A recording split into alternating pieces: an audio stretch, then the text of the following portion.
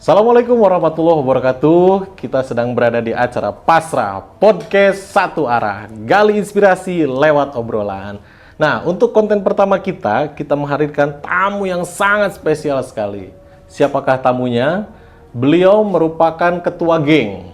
Ya, kenapa kita ketua geng? Itu adalah bahasa santainya. Cuman kalau untuk bahasa resminya, beliau adalah Ketua Dewan Pimpinan Daerah Partai Amanat Nasional Kabupaten Pandeglang yang sudah ditetapkan oleh DPP Partai Amanat Nasional. Nah, jangan berlama-lama lagi, kita langsung sambut Bapak Chandra Angga Rahmayanda. Nah, Assalamualaikum Pak Chandra. Waalaikumsalam warahmatullahi wabarakatuh. Nah, ini Pak, karena kita sedang COVID, kan kita jarak ini udah jauh nih Pak ya. Jarak udah jauh, jadi kita nggak apa-apa nih nggak pakai masker. Bapak sudah dinyatakan sehat.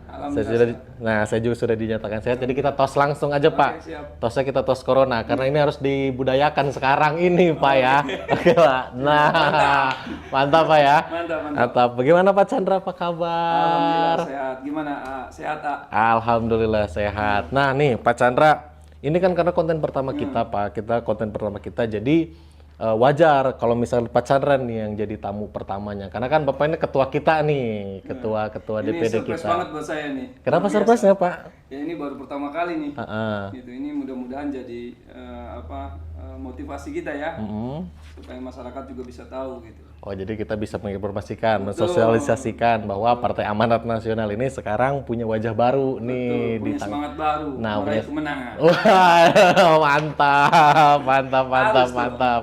Nah nih Pak Chandra, tanya pasrah nih Pak. Udah Bapak pokoknya pasrah aja nih sama saya Pak ya. Pokoknya Pak harus pasrah Pak pokoknya Pak. Nah di acara podcast Satu Arah ini saya sebenarnya pengen mengulik nih Pak. Kita pengen nyari obrolan yang santai tapi menginspirasi.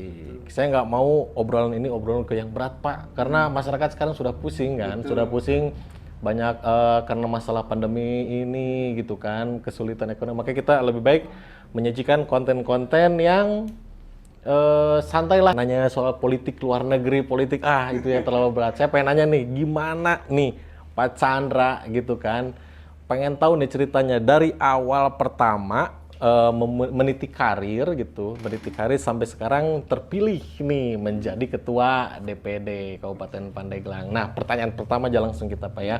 Nih saya pengen tahu nih Pak, Bapak ini backgroundnya tuh apa sih Pak sebenarnya Pak? Saya mulai dari keluarga dulu lah, biar lebih tahu masyarakat tentang saya.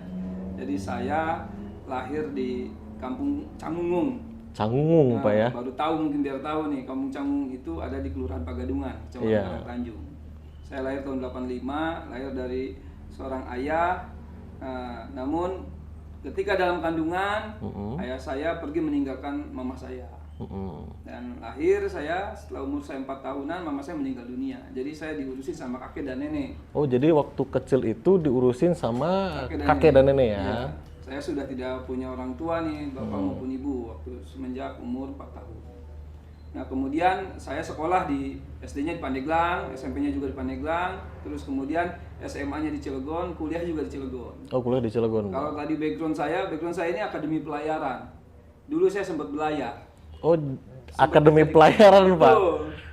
Sempat kerja di kapal, di perusahaan pelayaran niaga. Dulu kapalnya kapal peti kemas dari Tanjung Priok ke Batam. Kita pulang pergi aja gitu. Oh jadi Bapak dulu pernah di kapal berarti Betul, Pak? kurang lebih 2 tahunan lah saya kerja di kapal. Di bagian apanya Pak di kapal Saya tuh Pak? di mesin Pak. Oh di bagian mesin, bagian yang gimana tuh? Bagian yang nyalain mesin atau yang gimana gitu Pak? Kita mulai perawatan, treatment ya, kemudian juga cek bahan bakar dan seterusnya. Itulah tugas kami gitu. Oh tugas Bapak itu? Iya tugas saya itu. Nah tadi ada menarik nih Pak yang saya harus garis bawahi, tapi ini harus diceritain Pak ya. Tadi tuh Bapak kan bahwa Bapak itu ditinggal oleh kedua orang tua dari kecil, dari umur 4 tahun lah Pak ya. Itu umur 4 tahun tuh otomatis ayah dan ibu sudah tidak mengurus Pak Chandra lah bisa dibilang gitu kan. Dan Pak Chandra diurus oleh kakek. Betul. Diurus oleh kakek, sekolah di Pandeglang Pak ya. Sekolah Pandeglang, SD, SMP di Pandeglang. Dan akhirnya memutuskan pindah ke Cilegon. Dan di Cilegon Pak, Bapak diurus sama siapa dulu? Di sana sebatang kara. Oh sebatang kara. Jadi dulu itu saya jadi tukang sapu, tukang ngamanin sekolah, yang jaga sekolah lah. Itu saya tugasnya. Karena saya tidak mampu bayar, maka bayar saya adalah servisnya adalah tenaga saya. Jadi ngebantu sekolah, di satu sisi lain saya dapat bonusnya tidak bayar SPP sampai lulus. Oh, itu di sekolah apa? SMK Pelayaran. SMK Pelayaran itu ya. Jadi karena keterbatasan finansial dulu, akhirnya Pak Chandra mengganti uang SPP dengan nyapu sekolah ya. Betul. Jadi saya ingin nyampaikan juga ke teman-teman yang lain, anak-anak muda lah ya. Iya. Artinya jangan terpaku kepada dana ataupun anggaran biaya sekolah, tapi yang penting itu tekad yang kuat. Oh ya, tekad niat yang kuat gitu. Ketika kita ada niat pasti ada jalan. Oke. Nah, akhirnya Pak Chandra tadi bekerja di pelayaran ya, bekerja di kapal apa? Peti kemas. Di kapal kargo peti kemas ya. kargo ya. Itu sekitar tadi 2 tahun tuh ya, sekitar 2 tahun. Dan setelah itu Pak, setelah 2 tahun Bapak menjadi pelaut lah gitu bisa dibilang. Termotivasi, terinspirasi dari kapten saya, kapten kapal nakoda. Itu muda, gagah. Saya lihat, saya pengen jadi dia gitu. Hanya saya bincang-bincang dengan dia ketika saya lagi jaga laut ya gitu. Saya bilang, Cap, kalau pengen jadi kapten itu kayak gimana gitu. Kata kaptennya itu bilang bahwa ya kamu harus kuliah. Akhirnya saya dengan tabungan gaji yang ada saya kumpulkan selama saya belayar gitu. Saya daftarlah kuliah. Nah, saya ini ambisinya besar nih. Iya. Jadi pengennya cepet tercapai. Cepet naik gitu ya. Tanpa memperhitungkan bahwa sebetulnya anggaran itu untuk kuliah itu nggak sedikit. Saya cuma punya uang setengah perjalanan pun nggak nyampe. Akhirnya langsung habis aja begitu daftar kuliah, baru semester 1 pun udah ngap-ngapan. Udah ngap-ngapan. Akhirnya saya kembali lagi ke sekolah SMK Pelayaran yang pernah saya kerja di situ, pernah sekolah di situ. Saya sebagai staf TU tuh. Nyambi jadi TU. Untuk mempertahankan kehidupan gitu ya. Akhirnya tetap saya masih kuliah. Saya teringat betul dengan dosen saya. Namanya Pak Dr. Andes Dodi Jainuddin. Itu beliau sangat bantu kepada saya ketika saya bermasalah dengan keuangan. Beliau tetap menjamin ke pihak kampus untuk tidak mendeo saya. Akhirnya alhamdulillah sampai saya di wisuda. Sampai akhirnya di wisuda. Dan satu-satunya mahasiswa yang mencicil ijazahnya itu saya. Oh ya, dicicil Pak. Dibantu melalui dosen saya tadi, Pak Dodi itu. Oh, jadi itu belum dapat ijazah tapi dicicil dulu itu Pak ya? Oke. Dan akhirnya Pak setelah lulus balik lagi ke kapal apa? Tidak, disitulah saya mulai masuk ke politik. Oh, langsung masuk ke politik. Jadi drivernya salah satu anggota dewan di Cilegon. Saya drivernya ikut kampanye dari rumah ke rumah, dari kampung ke kampung, dari kelurahan-kelurahan terus seperti itu. Dari situ saya mulai menyukai, politik itu ternyata menyenangkan. Gitu. Ada seni berinteraksi, seni komunikasi, seni mendengarkan gitu. Ini luar biasa menurut saya ini. Di situ saya mulai tertarik ke dunia politik. Gitu. Akhirnya ya sekarang saya masuk ke politik gitu. Nah, sebelum saya terjun ke politik, saya sempat kerja dulu di satu perusahaan swasta. Oh, pernah kerja dulu di perusahaan swasta ya? Cilegon, saya pernah. Itu sebagai HRNGA. Jabatan saya terakhir itu di General Affair. Apa itu Pak? General Affair itu seperti humasnya perusahaan lah. Oh, humas. Menangani lingkungan, LSM gitu ya. Komunikasi dengan pemerintahan setempat gitu, baik kelurahan maupun kecamatan maupun pemerintah daerah. Gitu. Dan akhirnya itu sampai terakhir tuh di jabatannya jadi apa Pak? Terakhir itu? Saya di asisten manajer. Asisten manajer itu ya. Dan akhirnya Bapak memutuskan untuk resign. Resign setelah saya terpilih. Oh, setelah Bapak terpilih. 2017 saya punya keinginan untuk maju ke politik. Nah, akhirnya saya coba cari partai politik yang memang menurut saya bisa bisa mengantarkan saya untuk menjadi anggota legislatif. Alhamdulillah saya masuk ke PAN tahun 2017. Alhamdulillah begitu kami masuk kontestasi 2019 dan saya diberikan amanah oleh masyarakat dan terpilih. Oke. Nah, setelah lulus kuliah jadi driver Pak. Betul. Jadi driver dulu nih gitu. Ya. Nanti ini agak buat akal saya nih Pak, ya buat akal saya nih agak kurang nyambung nih Pak. Bapak kuliah pelayaran, tapi kerjanya kok jadi supir Pak? Kan Bapak jadi supir kapal, kenapa jadi supir mobil nih Pak? Jadi kuliah saya itu, ini menarik nih ya. Jadi kuliah saya itu ternyata salah jurusan. Iya. Ku salah naik jurusan. saya masuk kuliah. Oh, salah jurusan Iya. Pak. Harusnya kan kalau pengen jadi nahkoda itu harusnya jadi jurusan nautika. Oh ya. Tapi ternyata saya ngambil ke tata laksana pelayaran niaga. Itu jadi kerjanya cuma di darat, di pelabuhan. Oh, yang ngatur kapal Ya, gitu. itu seperti kesah bandaran lah kalau istilah di pelayaran itu. Ternyata saya salah masuk jurusan itu. Oh, salah masuk jurusan. Iya. Dan ternyata saya nggak bisa belayar lagi karena memang jurusan saya sudah berbeda. Oh, jadi Dan kebetulan saya punya kenalan namanya Pak Haji Bustomi. Gitu. Beliau itu anggota DPRD Kota Cilegon. Kebetulan saya kenal, akrab. Akhirnya saya diangkatlah jadi drivernya gitu sambil nunggu saya dapat kerjaan. Setelah beres kontestasi dan beliau menang gitu, saya akhirnya kerjalah di perusahaan swasta gitu. Meniti karir dari mulai gudang terus naik sampai jabatan terakhir di General Affair itu.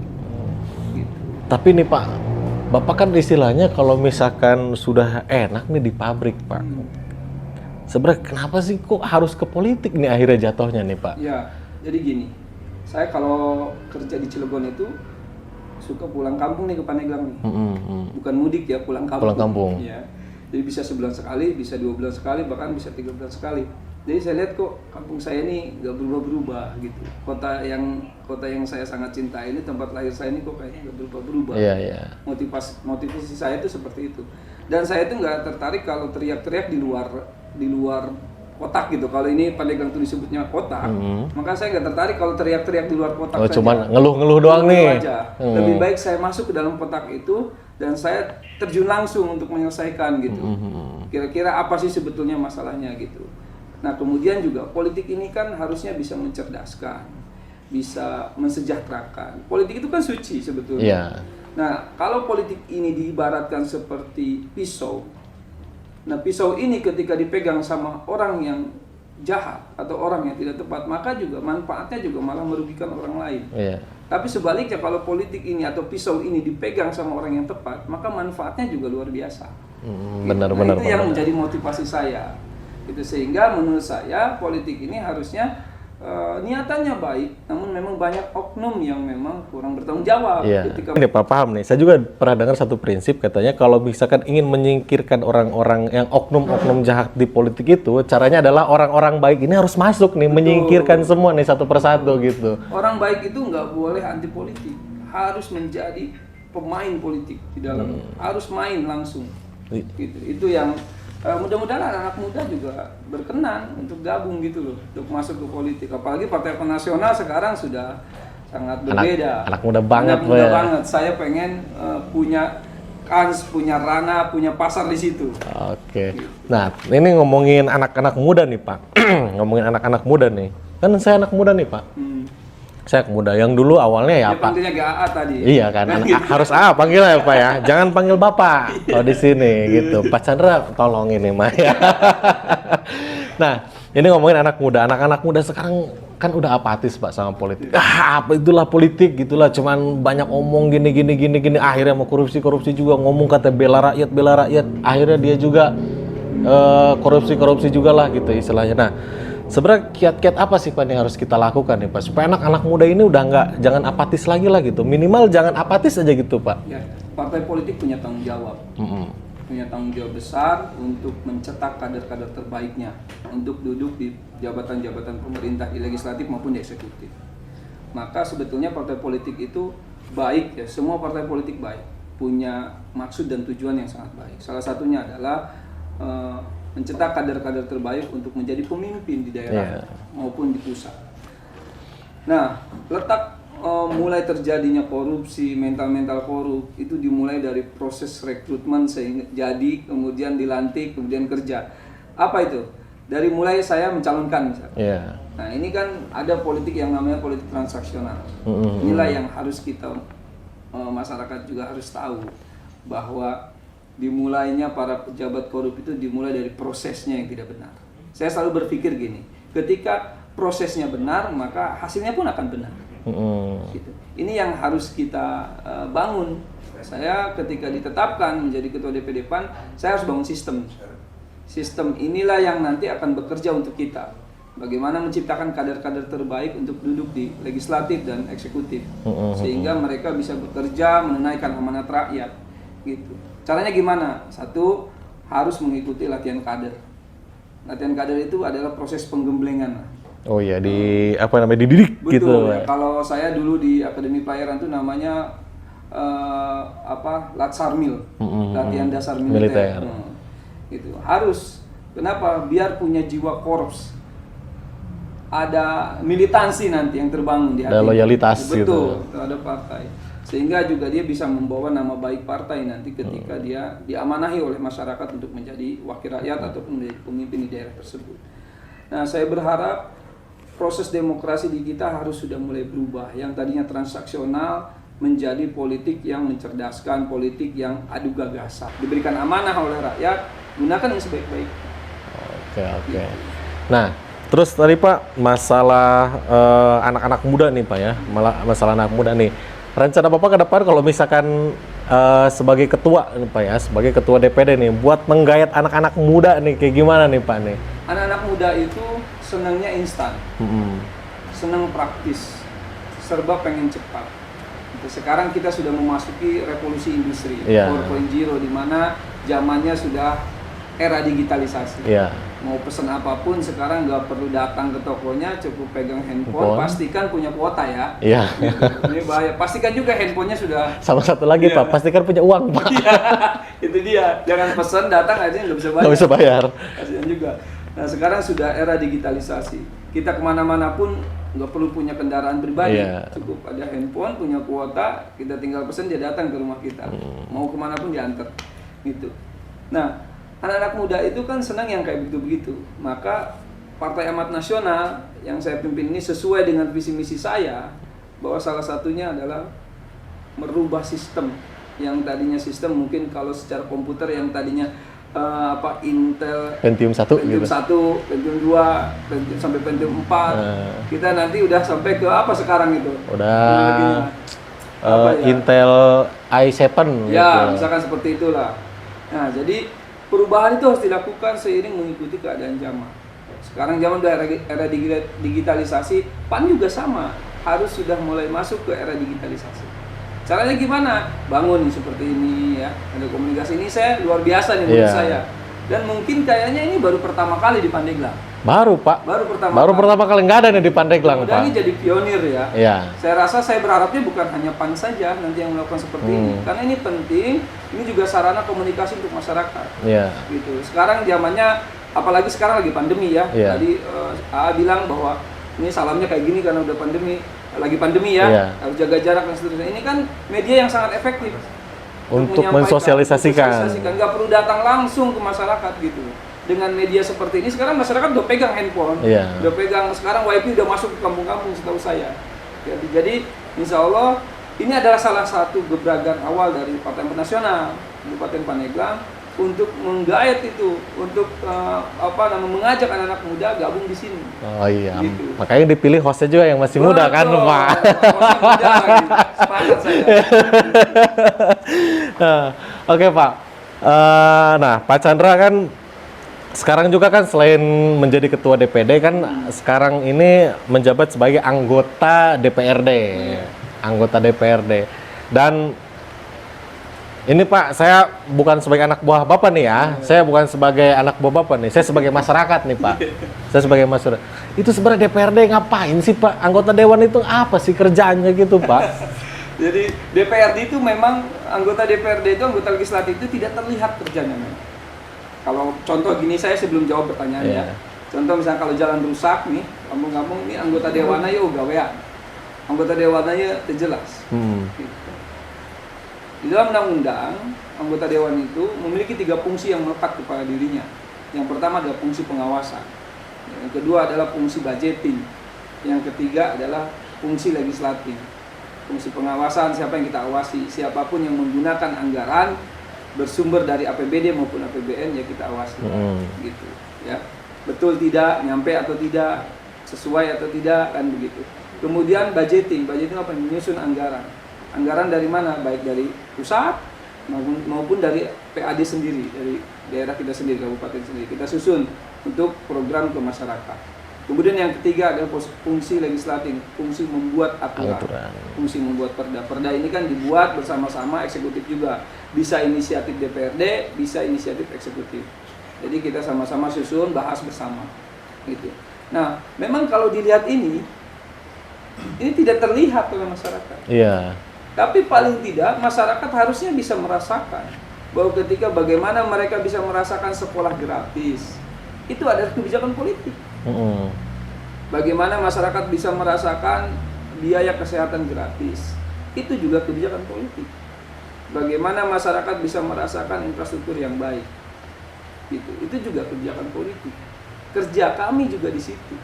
Gitu. Jadi nggak cuma pemerintah aja, bukan, tapi anggota dewan juga punya andil di situ, Pak. Betul. Meskipun tidak terlihat, ya, gitu kan. tidak terlihat. Ini semua yang ada di Kabupaten Eklang, kebijakan-kebijakan publik itu tidak akan berjalan tanpa ada persetujuan DPRD. Gitu. Kami legislatif dengan eksekutif ini satu paket yang tidak bisa dipisahkan. Iya. Di dalam pengelolaan pemerintahan daerah. Gitu. Nah, terus nih Pak, sebagai anggota DPRD nih Pak ya, sebagai anggota DPRD ya pastilah. Ini kayak tadi nih, saya sebagai masyarakat kan tadi kan ngapain sih Pak? Kerjanya apa sih Pak? Gitu, duduk-duduk rapat-rapat, gitu, dapat duit aja gitu Pak. Saya gitu harus nyapu dari pagi sampai sore, dapat duit nggak itu kan? Itu kan sama persepsi masyarakat yang tadi dijawab nih sama Pak Chandra bahwa sebenarnya nggak cuman itu gitu, nggak cuman itu, bahwa kebijakan-kebijakan yang ada di Pandeglang nih sekarang termasuk sekolah bisa berjalan, Pak, puskesmas bisa berjalan, fasilitas kesehatan semua itu ada campur tangan juga nih dari anggota DPRD. Dan sebenarnya begini Pak ya, anggota DPRD juga kan sebenarnya mah yang apa tadi Pak, kalau misalnya ada keluhan nih dari bawah dari masyarakat tidak dilayani sama eksekutif, tidak dilayani oleh pemerintah, lapor ke DPRD kan aman semua, lancar kan Pak ya, bener Pak? Betul. Nah terus ini Pak, sebenarnya Bapak kan sekarang udah berapa tahun nih Pak? Saya udah 1 tahun 8 bulan ya. 1 tahun 8 bulan nih. Gimana Pak kesan-kesannya nih Pak? Rasanya nih jadi anggota dewan, saya pengen ngerasain nih Pak, tapi lewat cerita Bapak dulu aja deh. Kalau saya mau open mind aja nih, bukan yang mahal nih. Jadi dulu itu motivasi saya itu adalah ingin masuk ke dalam sistem supaya kabupaten yang tempat saya lahir ini berubah. Ternyata memang tidak semudah yang saya pikirkan sebelumnya. Kira saya jadi anggota dewan itu begitu masuk langsung bisa berbuat banyak gitu. Ternyata anggota DPRD itu bersifat kolektif, kolegial, tidak bisa seorang diri, tidak bisa one man show. Gitu. Jadi di dalamnya itu ada frame-frame-nya, ada komisi 1, komisi 2, komisi 3, komisi 4, ada fraksi partai A, B, C sampai dan seterusnya. Gitu. Dan itu punya tugas dan fungsinya masing-masing. Nah, terkadang masyarakat kan menyampaikan semua keluh kesahnya kepada anggota dewan. Nah, anggota dewan ini juga ada keterbatasan, ada frame-frame-nya tadi. Kalau saya di komisi 1, leading sektor saya adalah bidang pemerintahan dan hukum. Gitu. Apa saja misalkan kayak perizinan, kayak kependudukan catatan sipil, kemudian kayak Satpol PP, Bampor dan seterusnya. Itulah leading sektor saya. Terkadang nyampaikan ke saya, Pak jalan jelek nih, gitu. Infrastruktur jelek nih Pak, irigasinya rusak dan seterusnya. Sebetulnya nggak ada kaitan dengan saya. Tapi saya sebagai anggota dewan tentunya apa yang disampaikan oleh masyarakat itu adalah sebagai aspirasi yang wajib, yang harus kita perjuangkan. Nah caranya gimana? Setelah kita dapat aspirasi itu sampaikan ke teman-teman kita yang duduk di komisi-komisi yang berkaitan. Kan kita ada fraksi, fraksi itu kan kepanjangan partai. Kita ada 3 kursi nih, perwakilan dari PAN ini untuk periode 2019-2024. Ini menduduki komisi-komisi. Nanti kita sampaikan pada saat rapat fraksi, bahwa ini ada keluhan, tolong diakomodir. Jadi sebetulnya bisa saja menampung aspirasi, tapi nanti kita teruskan kepada teman kita, rekan-rekan kita yang memang duduk di bidangnya. Iya, karena kan sebenarnya dia di DPRD kan karena banyak orang kan di situ Pak, banyak orang di situ. Jadi setiap masalah itu ya nggak bisa dikerjakan sama satu orang gitu. Nah, terus Pak, Bapak kan awalnya sebenarnya sebelum jadi ketua nih Pak ya, kan ketua itu baru kemarin dipilih kan Pak, dan baru kemarin juga ditetapkan Pak ya, baru kemarin juga ditetapkan nih sama DPP. Nah, sebenarnya dari anggota dewan sekarang memutuskan untuk menahkodai sebuah partai politik nih Pak. ini apa nih? Apa motif Bapak nih gitu? Jadi partai politik itu di era demokrasi ini suatu keniscayaan. Iya. Gitu. Ini adalah sistem demokrasi yang sudah disepakati oleh para pendiri-pendiri bangsa ini. Gitu. Jadi menahkodai suatu partai politik memang berat, tidak mudah. Tapi ketika dikasih kepercayaan juga saya juga pantang untuk menolak. Gitu. Karena saya kader Partai Nasional, tentunya harus ya harus siap ditugaskan oleh pimpinan, dalam hal ini DPP. Gitu. Tujuan saya ada tidak lain, ingin merubah PAN ini ke arah yang lebih baik lagi. Iya. Pengurus sebelumnya sudah sangat baik, sudah dari 1 kursi menjadi 3 kursi. Dan PR saya ke depan dari 3 kursi, gimana caranya supaya menjadi 6 kursi, menjadi partai pemenang. Itu harga mati itu PAN. Oh, jadi target Bapak tuh ke depan sebenarnya PAN ini pengen jadi partai pemenang. Partai pemenang, udah jelas tagline-nya juga, semangat baru meraih kemenangan. Gitu, itu luar biasa itu bukan sekedar hanya semboyan saja, tapi memang itu adalah untuk memacu, untuk untuk membangkitkan semangat kader yang selama ini mungkin sudah mulai lesu gitu, sudah mulai agak berkurang semangatnya. Nah, dengan saya terpilih ditetapkan menjadi ketua DPD Kabupaten Pandeglang, tentunya saya harus membuat terobosan-terobosan sehingga kader-kader, simpatisan, relawan kembali semangat bahwa PAN ini partai yang besar gitu. Partai yang harusnya bisa menjadi bagian dari pemenang. Gitu. Saya yakin tidak ada hal yang mustahil bahwa PAN ini bisa jadi pemenang. Pasti, Pak. Gitu. Dengan bantuan PAN ini juga bagian ikhtiar kita. Acara hari ini saya yakin ini adalah bagian dari ikhtiar kita memperkenalkan bahwa PAN sekarang sudah punya cara yang baru. Untuk menarik menarik simpati masyarakat. Simpati terutama adalah untuk para milenial. Gitu. Milenial kerja nyata itu kita juga punya slogannya nanti. Oh, nanti Pak ya. Gitu. Itu harus. Jadi visi misi ke depan itu bahwa 2024 harga mati harus jadi pemenang. Betul. Ya, lewat semangat baru meraih kemenangan. Itu berarti, tapi Pak, pasti banyak lah ganjalan Pak ya, pasti banyak ganjalan lah. Nah ini Pak, saya pengen tahu nih Pak, di karir politik Bapak nih ya, di karir politik Bapak sebenarnya ada nggak sih Pak kisah-kisah yang nggak enak lah gitu Pak, yang Bapak rasakan nih selama jadi politisi gitu? Adalah banyak ya, ada suka dukanya.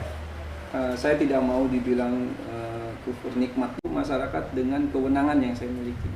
Salah satunya adalah adanya kesulitan mereka mengurus KTP, kartu keluarga, yang selama ini mungkin, mohon maaf, masih banyak oknum gitu, yang bermain memanfaatkan ketidakmampuan masyarakat tadi, sehingga masyarakat harus mengeluarkan biaya.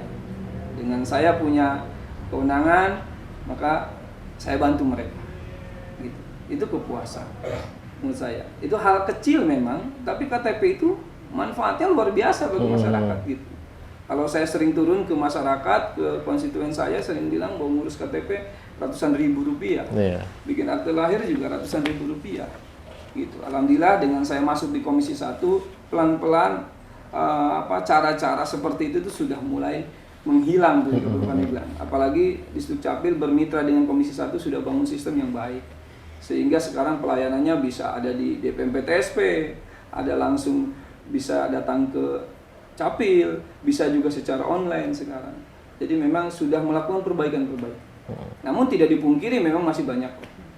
Nah, kemudian kesulitannya adalah ketika memang tadi ya, kehidupan di tengah-tengah kampung, banyak masyarakat yang kesulitan masalah ekonomi. Apalagi di situasi pandemi ini dari 2020 kita diserang, ya dari awal 2020 sampai sekarang pun belum mereda juga. Banyak masyarakat yang kehilangan pekerjaan, mata pencahariannya akibat dampak dari COVID-19 ini. Sehingga ini juga agak sedikit sering datang nih ke Dewan ini, mengeluh kesah baik berbagai macam permasalahannya. Dan sementara saya juga punya keterbatasan sebagai pribadi gitu. Ada keluarga yang harus saya hidupi gitu ya. Gitu. Nah di situ agak apa, tapi memang sejatinya manusia itu ya Ya pasti ada kelebihan dan ya, kekurangannya lah kekurangannya, gitu. bahwa sebaik-baiknya manusia itu adalah hidupnya yang bermanfaat untuk orang lain. Iya. Nah, Pak Chandra, tadi kan kita udah sedikit banyak nih ya Pak Chandra ngobrolin masalah kehidupan Pak Chandra yang kalau bagi saya ini sangat menginspirasi sekali nih Pak Chandra gitu ya. Pak Chandra hidup apa namanya ya nggak mudah lah gitu ya, nggak mudah dalam hidupnya, tapi akhirnya dengan perjuangan yang keras gitu ya, dengan tekad yang kuat dan ambisi nih Pak Chandra, karena kan Pak Chandra kan sangat ambisius banget ya ke orangnya ya. Yang sering Pak Chandra bilang ke saya itu kan, ya ambisi itu harus. Gitu. Cuman harus dalam ambisi yang positif gitu. Nah, dari situ akhirnya membawa Pak Chandra, mengantarkan Pak Chandra sekarang menjadi anggota DPRD, menjadi anggota DPRD dan sekarang menjadi ketua PAN, Kabupaten Pandeglang. Nah, ini kita kan sekarang udah hampir tahun kedua ya, atau tahun pertama ini gitu. Kita ini kan sedang dijangkit sama satu penyakit nih Pak. Seluruh dunia merasakan nih gitu, masalah COVID-19 ini yang ternyata dampaknya ini Pak sangat ini banget nih Pak, apa namanya, sangat masif banget nih yang dirasain sama masyarakat nih Pak. Nah, saya pengen nanya dulu nih, pesan Pak Chandra nih kepada masyarakat mengenai cara kita supaya menanggulangi wabah ini seperti apa sih Pak? Oke, jadi pemerintah ini sekarang sedang berupaya untuk memutus penularan virus COVID-19 ini dengan berbagai cara, dengan sosialisasi, dengan melakukan membuat peraturan-peraturan untuk prokes di setiap daerahnya ya. Maka ikhtiar kita adalah sekarang patuhi itu, gitu. Mematuhi peraturan yang dibuat oleh pemerintah daerah itu adalah bagian dari ikhtiar. Salah satunya kita jaga jarak, terus kemudian selalu menggunakan masker, selalu cuci tangan, hidup dengan sehat ya, pola makan yang baik gitu ya. Itu adalah bagian dari ikhtiar kita bersama. Dan yang sekarang adalah yang pemerintah lakukan, yaitu melakukan vaksinasi kepada semua warga negara Indonesia, khususnya di Kabupaten Pandeglang juga. Termasuk saya pun beberapa bulan yang lalu sudah disuntik vaksinasi. Alhamdulillah proses vaksinasinya juga berjalan lancar dan tidak ada efek apapun itu. Dan percaya diri makin bertambah. Dengan divaksin tentunya kita makin yakin bahwa saya kuat, bahwa saya sehat gitu. Untuk menahan penyakit ini. Betul, gitu ya, Pak, ya? Itu adalah ikhtiar gitu. Maka dari itu saya berpesan kepada masyarakat, apapun yang dilakukan oleh pemerintah adalah itu pasti yang terbaik untuk masyarakatnya.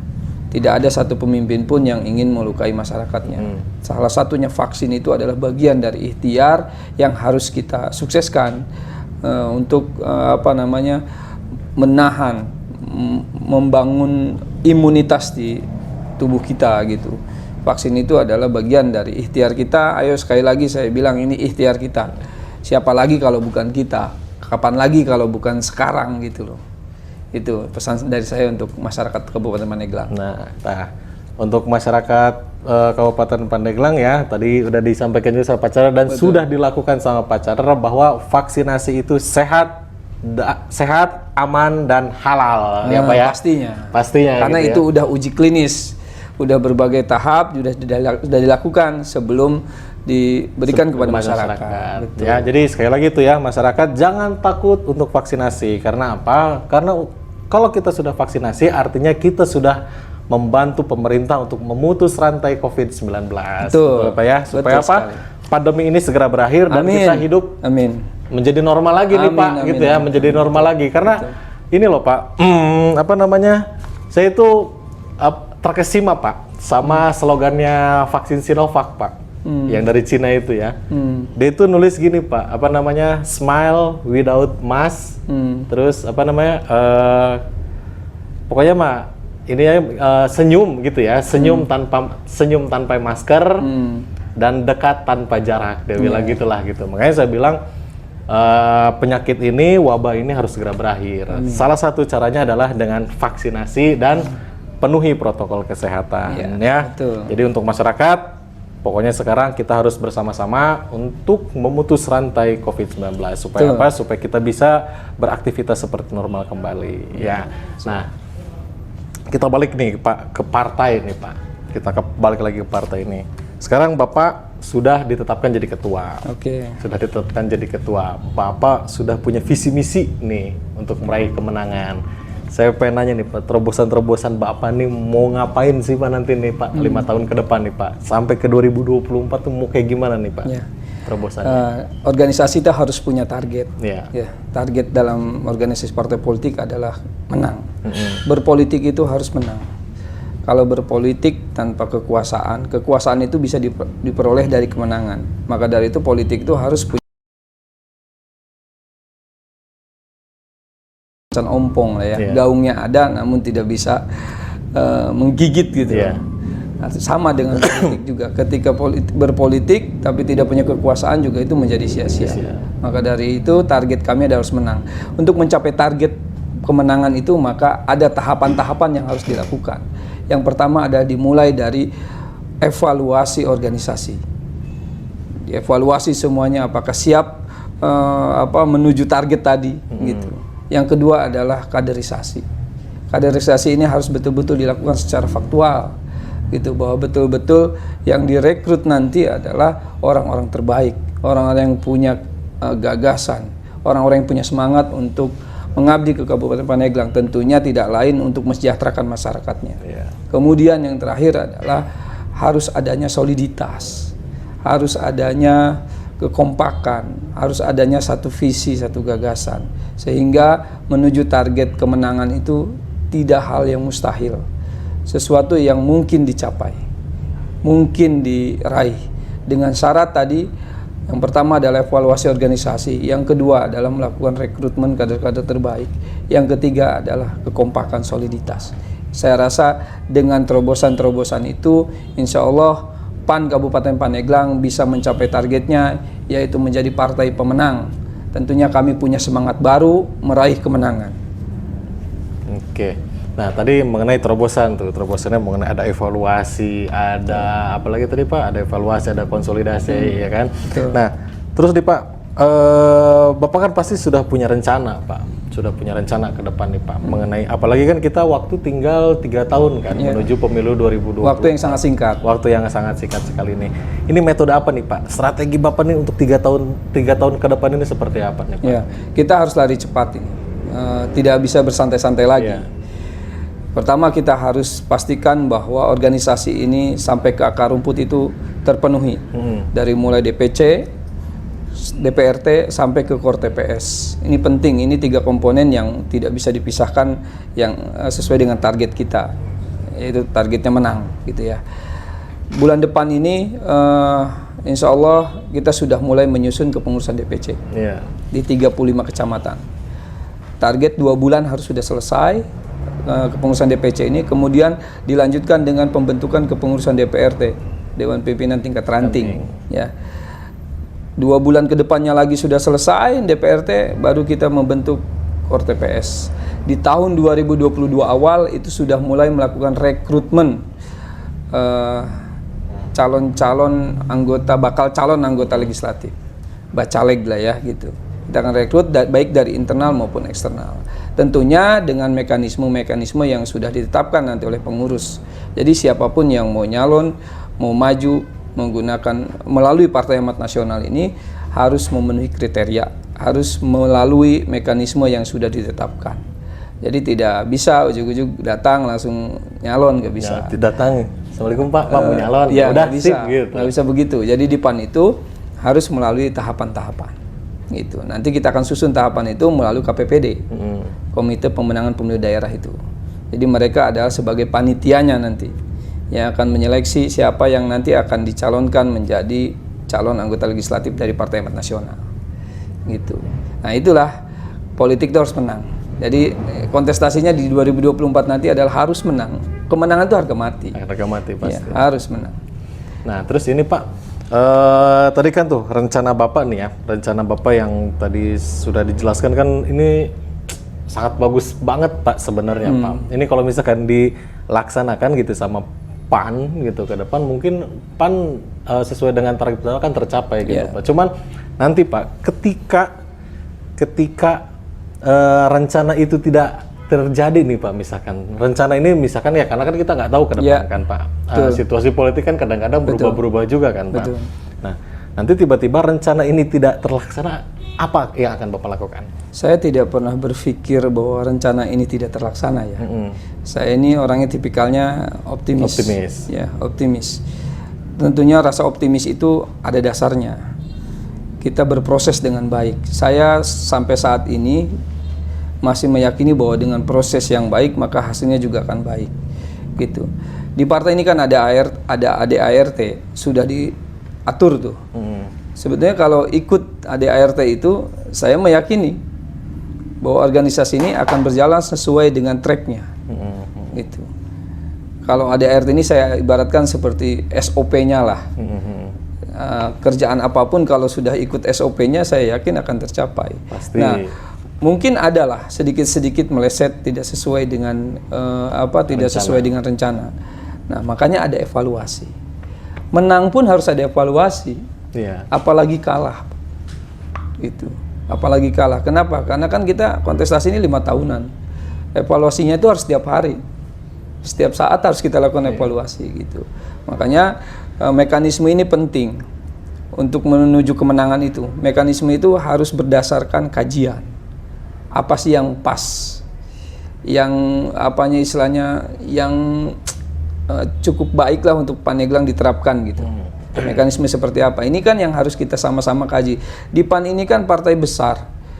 Tidak hanya ada Chandra, tidak hanya ada sekretaris, tidak hanya ada bendahara, tidak hanya ada wakil ketua. Banyak kader-kader di bawah, simpatisan dan relawan. Itu juga mereka harus diberikan ruang untuk menyampaikan gagasan dan idenya. Gitu.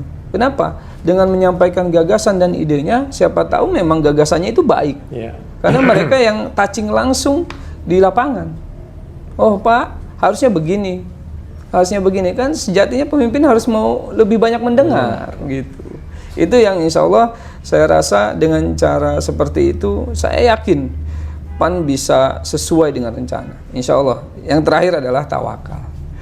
Nah, ini yang harus kita lakukan. Jadi ikhtiar sudah kita lakukan, tawakal ini nggak boleh dipisahkan dengan ikhtiar. Satu kesatuan yang utuh ini.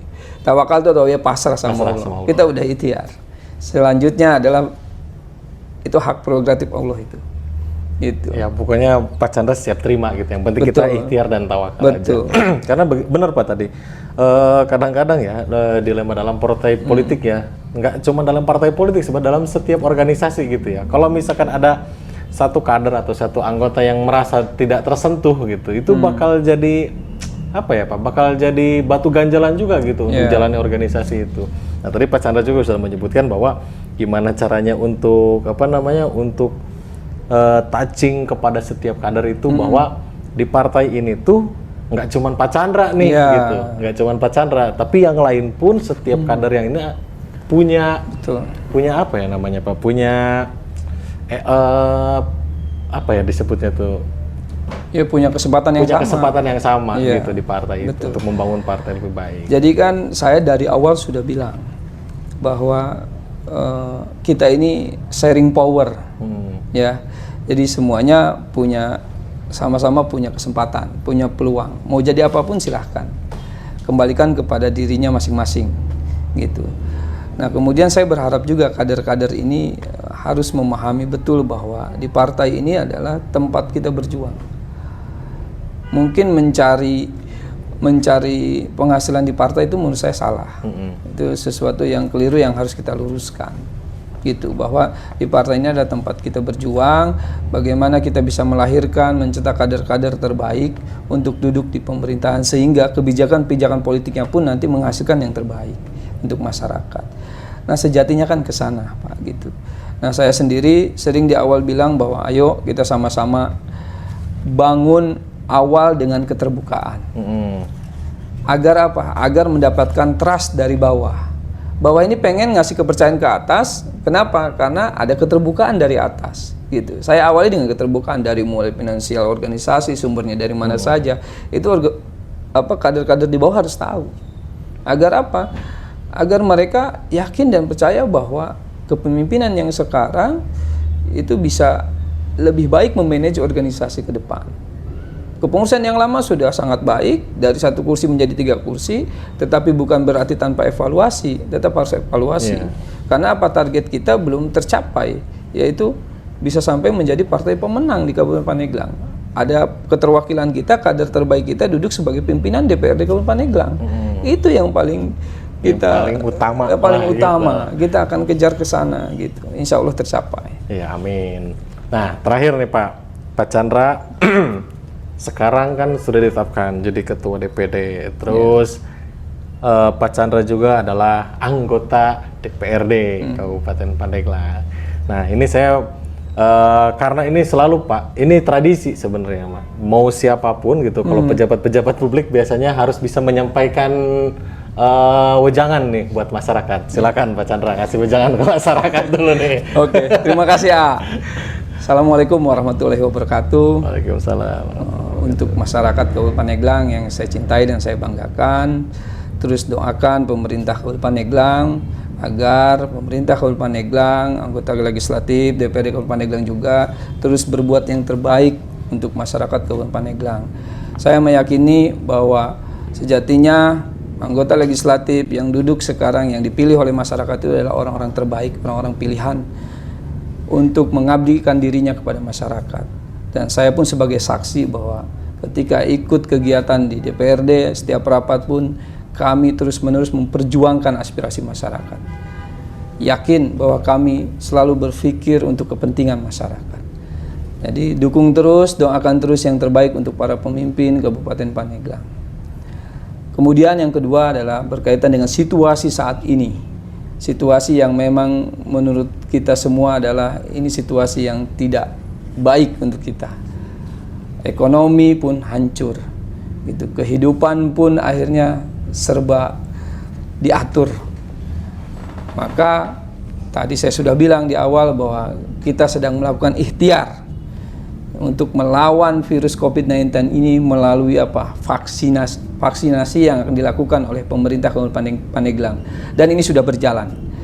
Dan kita harus mensukseskan proses vaksinasi ini untuk masyarakat Kabupaten Pandeglang, dan ini adalah bagian ikhtiar kita untuk perbaikan kehidupan kita yang lebih baik lagi di masa yang akan datang. Saya yakin pandemi ini akan segera berakhir dan kita harus optimis dengan semangat baru meraih kemenangan. Nice. Ini keren, terima kasih nih Pak Chandra. Sama-sama. Nah, terima kasih nih Pak. Tadi kita udah ngobrol-ngobrol banget, banyak banget inspirasi yang saya dapat nih. Apalagi saya sebagai pembawa acara nih Pak. dengar kata-kata Bapak langsung gini, pokoknya langsung pengen lari aja nih Pak saya gitu. Emang ya. gitu, itu harus itu. Harus ya Pak ya? Harus.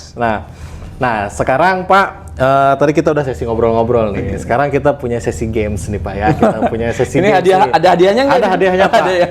Hadiahnya nanti kita akan mendapatkan buka puasa. Wah, itu mendapatkan tajil itu buka yang puasa. ditunggu-tunggu. Iya. Nah kita nanti kru akan siapkan dulu ininya. Kita akan siapkan dulu gamesnya. Nanti Pak Chandra jangan kemana-mana ya. Okay. Jangan kemana-mana, dan pemirsa juga jangan kemana-mana. Tunggu sesaat. Ciao.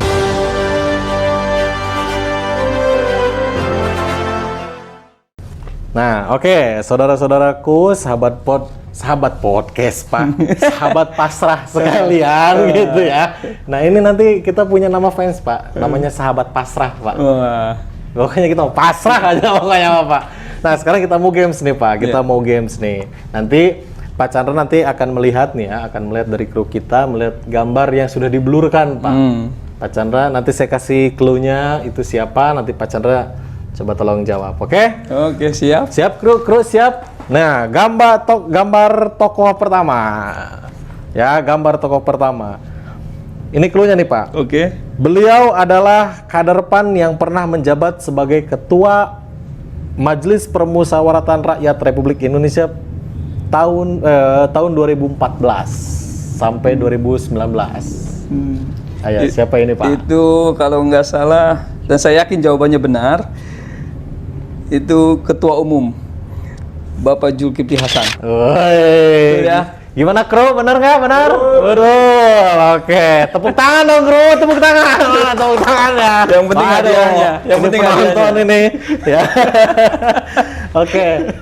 Itu pertama Pak. Oke. Benar Pak. Ini tegang nih saya nih, aduh. Oke. Aduh, Ini coba, kalau coba. misalkan Bapak nggak tahu nih tokoh yang pertama tadi Pak, Aduh. sama Bang Jul tadi nggak tahu, waduh Bapak kayak langsung dihukum langsung Pak. Ya oke, sekarang kita lanjut ke tokoh kedua. Oke. Tokoh kedua. Beliau adalah salah satu kader PAN juga yang sekarang menjabat sebagai anggota DPR RI Dapil Banten 2. Ayo, ini kalau nggak tahu juga kebangetan nih. Dapilnya Banten 2 ya. Banten 2, Berarti Pak. Cilegon, Kabupaten Serang, Kota Serang. Serang. Wah, Ayo, ini Pak Yandri Susanto, Ketua Komisi 8 DPR RI. Betul ya? Hah? Betul? Nanti dulu Pak, kita tanya dulu sama ini masyarakat nih. Main ini aja belum dikasih tahu juga, belum ditanya sama presenter udah wah. Gimana penonton? Oke. Betul dong. Rasa Ini nggak adalah Bapak Wakil Ketua Umum kita Pak ya, Iya. Wakil Ketua Umum kita. Ini juga kebangetan kalau Pak Chandra nggak tahu nih.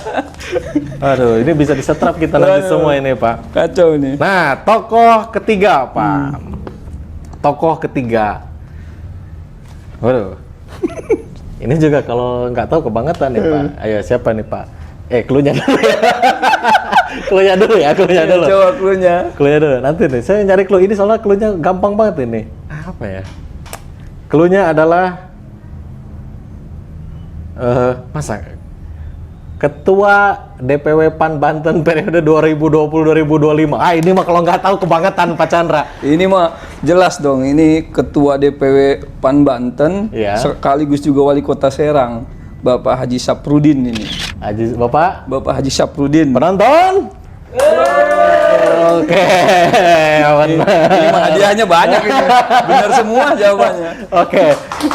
Berarti tadi ini Pak, kalau takjil nih bakwan kan ini Pak ada 5 pertanyaan, nanti dipotong 5 bakwannya Pak gitu. Bapak baru dapat berapa potong? Berarti dapat 3 potong. 3 nih. potong, oke. Tinggal nyari 2 potong supaya Oke. dapat bakwan utuh nih Pak. Iya. Ya.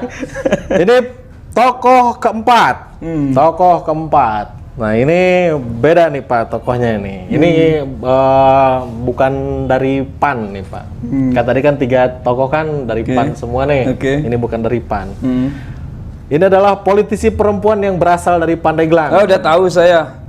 Ini udah tahu. Siapa Pak? Bupati yang kita usung juga, kita dukung juga, barusan terpilih, sebentar lagi akan dilantik. Ini pasti Ibu Hajah Irna Narulita. Nggak ada lagi. Nggak ada Sosok lagi. politisi perempuan Pandeglang, nggak ada lagi. Nggak ada lagi ya, Iya. cuma nanya ibu Betul. kita, Ibu Hajah Irna Narulita. Benar ya? Tepuk tangan. Nah, ini yang terakhir. Beliau adalah mengakunya, Pak. Beliau ini mengakunya adalah ketua asosiasi supir dump truck Pandeglang. Tokoh ini. Ketua asosiasi supir dump truck Pandeglang. Mengakunya beliau. Dan beliau juga adalah salah satu tokoh di Pandeglang bagian selatan. Yang sekarang jadi anggota DPRD Kabupaten Pandeglang. Nah, ayo siapa ini Pak? Kira-kira? Ayo, siapa kira-kira? Ayo, siapa? Dia dari selatan. Ya, Selatan itu ada dapil 3, dapil 4. Dapil mana ini? dapil, saya lupa dapil kalau yang Sumur, Cibaling dapil 4. Pak. Dapil 4. Dapil 4. Jadi dia apa? Tadi ulangi lagi. Ketua asosiasi mengakunya iya, ya Pak ya. Ini di garis bawahi. Mengakunya adalah ketua Ketua asosiasi supir dump truck pengangkut batu di wilayah selatan Sepandeglang. Pandeglang. Iya. Saya baru tahu nih organisasi ini nih. Iya, saya juga baru tahu. Ini kalau saya punya teman ya, Ya. kader kita juga. Insya Allah beliau juga sebagai sekjen juga di PAN periode sekarang 2020-2025. Dia emang kalau saya sering lihat sehari-harinya pakai kaos dump truck di sini. Kayaknya dia ini. Siapa itu, Pak? Ini sepertinya Maman Lukman ini. Oke. Bener ya? Benar. Karena dia sering pakai kaosnya itu kaos dump truck gitu. Iya Pak, itu tadi jadi kan kita riset tuh Pak, kita riset kan setiap di toko-toko yang mau kita bawa ke itu tuh kita ini kan kita kalau Pak Bang Zul nih, kalau kita Bang Zul kan kalau kita searching di Google kan banyak tuh banyak yang berbet kan ini ya Pak. Pernah jadi Menteri Kehutanan kan Bang Zul, anggota DPR RI, ketua MPR RI, terus ketua umum partai kan gitu, umpan gitu kan yang lain. Nah ini yang kelima Pak, yang kelima nih saya apa gitu, saya tanya langsung kan ke beliau, Pak gitu, saya mau Pak Maman gitu ya. Ini kira-kira Pak Maman kalau saya searching di Google apa nyarinya apa? Ketua Asosiasi Dump Truck Ngangkut Batu seluruh Pandeglang gitu. Kayak gitu. Ada ya, ada Pak kayak gitu Pak. Oke Pak Chandra, makasih ya. Sama-sama. Berarti Pak Chandra dapat bakwannya pas nih. Alhamdulillah. Dapat bakwannya dapat satu bakwan nih. Kalau kan udah dipotong sama saya. Itu yang penting itu. Nah terakhir nih Pak Chandra terakhir nih. Biasalah kita kan Pak Chandra sebagai pemimpin kan? Apalagi Pak Chandra kan katanya ya saya dengar dari intelijen saya nih di lapangan nih gitu, katanya Pak Chandra ini sangat mengagumi Khalil Gibran, ya kan? Khalil Gibran. Nah, ada nggak quotes buat ini nih, quotes of the day, Pak? Ada quotes of the day nggak buat hari ini, itu, Pak? Saya memang apa namanya penggemar lah ya. Tapi saya tidak seperti Khalil Gibran. Beliau sangat pandai, nyusun kata-kata yang bijak. Kalau saya terus terang jauh lah dari kata itu, hanya menggemari saja. Namun beginilah. Saya ingin memberikan motivasi saja. Pemimpin yang baik itu menurut saya adalah yang mampu menciptakan lebih banyak pemimpin, bukan lebih banyak menciptakan pengikutnya. Itu aja. Gitu aja Pak. Terima kasih. Keren. Jadi pemimpin itu bukan yang mempunyai banyak pengikut, tapi yang bisa menciptakan pemimpin-pemimpin baru. Pak Chandra keren Pak. Itu kalau saya yang disuruh buat quotes Pak, paling juga gini Pak, buah kopi buah cempedak, tulisan buruk jangan dihina. Paling juga kalau saya gitu Pak. Kalau saya paling kayak gitu Pak quotes saya. Kalau saya nih pengennya kader-kader PAN ini jadi pemimpin nanti. Iya, ke depan harus gitu Pak. Bila perlu Pak, DPRD Kabupaten Pandeglang isinya PAN semua. Wah, itu nggak ada yang nggak mungkin. Nggak ada yang nggak mungkin. Cuman kita besok di teror ini Pak. Partai lain ini Pak. Oke Pak Chandra, karena berhubung waktu yang kita sudah habis nih ya, sebentar kita mau buka puasa. Pak Chandra terima kasih sama-sama sudah meluangkan waktunya untuk ngobrol-ngobrol di acara Pasrah ya. Jadi Pasrah ini Pak gitu, Pandeglang, bukan Pandeglang, Pasrah adalah podcast satu arah. Jadi ini makanya tadi kenapa Pak Chandra banyak ngobrol gitu, ngasih sharing ke kita. Jadi ini memang podcast ini tuh teman-teman, saudara-saudaraku sekalian. Jadi podcast ini tuh memang diciptakan untuk mendengar Pak. Mendengar, menggali inspirasi lewat obrolan. Jadi kita lebih enak ini Pak kan ngobrol, santai, nggak kaku. Pertanyaannya kan nggak ada yang Pak Chandra, bagaimana ini Cina sama Amerika nih lagi ini di Laut Cina Selatan Pak? Itu berat itu. Ini saya puasa langsung. Langsung kita jalan nanti Pak. Ya. Dan saya lagi Pak Chandra, terima kasih ya sudah sama-sama. Mudah-mudahan Pak Chandra sehat selalu. Mudah-mudahan bisa melaksanakan tugas-tugas di DPRD dan sukses juga membangun Partai Amanat Nasional Kabupaten Pandeglang. Dan untuk saudara-saudaraku sekalian, jangan lupa like, komen, dan subscribe channel PAN Strip TV ya, karena kita akan menyajikan konten-konten menarik ya tentang dunia politik yang lebih asik untuk dicerna oleh masyarakat sekalian. Terima kasih. Assalamualaikum warahmatullahi wabarakatuh. Semangat baru meraih kemenangan.